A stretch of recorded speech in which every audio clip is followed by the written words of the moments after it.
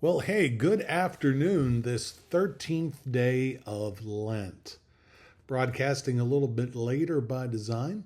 So let's talk a little bit about what I feel like God has laid on my heart this 13th day under the idea of forgiveness. Our text is Luke chapter 23:34. We'll get to that in just a moment. Now, I am sure you've heard the saying, if I had $1 for every time and you could insert the offense here, I would be a rich man. Now, I want to borrow that for moments as we consider the need for forgiveness. In my 30 years as a pastor, I've concluded that forgiveness is generally misunderstood. We often don't have the heart of God, but instead a heart of flesh as we think about it. So, capture it this way. Our human hearts are not quick to forgive. And the reason why is that we're often reeling from the sin that has been committed against us. I mean, let's be candid. It hurt.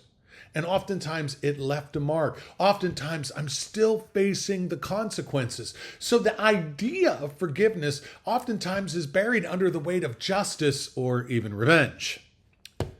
We might consider the offending person if they suffer the way that we suffered. Only if they hurt like I hurt, and then only if we are vindicated and they are exposed as wrong or evil. But I think if that's what you're waiting for, you're missing the understanding of what forgiveness really is. I'll ask you to consider forgiveness as a two-step process, a two-transaction process. The first transaction really never involves the other person, but is between you and God.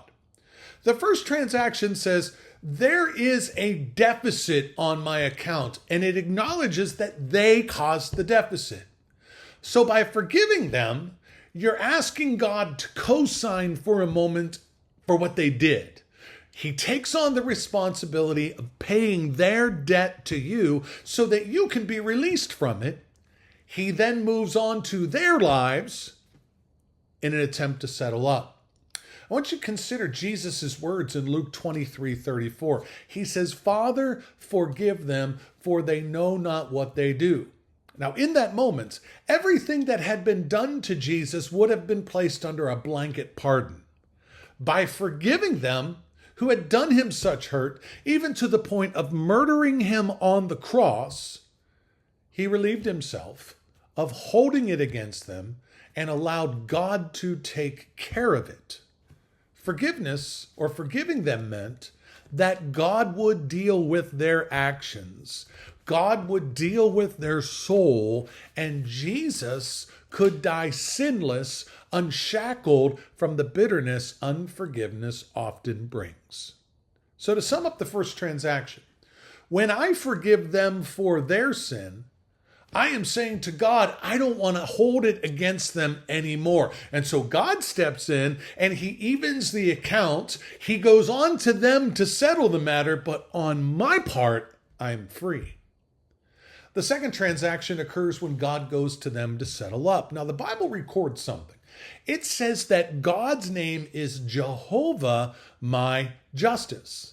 Now, having justice as a part of the name shows how seriously God takes justice, but it also shows how much God has a history of seeing justice achieved. The person you forgive, they're not going to get off scot-free.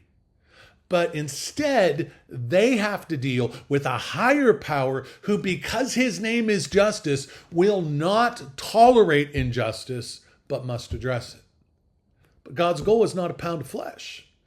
Jesus paid for every sin committed, even the ones that are sitting there while you are holding on to unforgiveness. They're sitting on your life's ledger.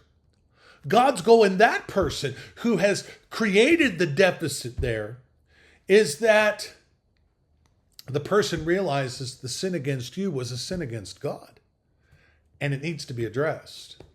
And what it leaves in your heart often will rot and fester if it's not. And that's the same for them. So to summarize the second transaction, when God settles the issue, it's no longer between you and them, but between him and them. Their sin against you was also a sin against him. And that's usually addressed very convincingly.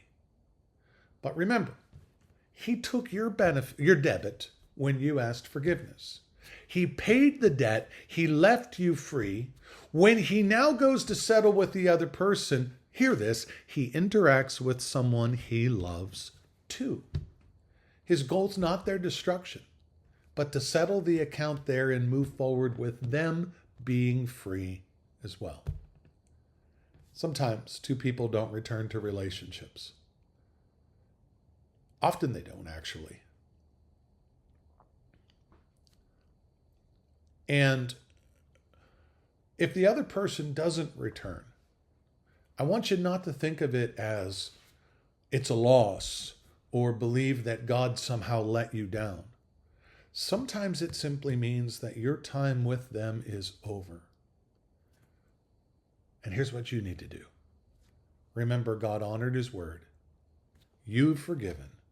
You've been set free. Go and live free. Thanks a lot.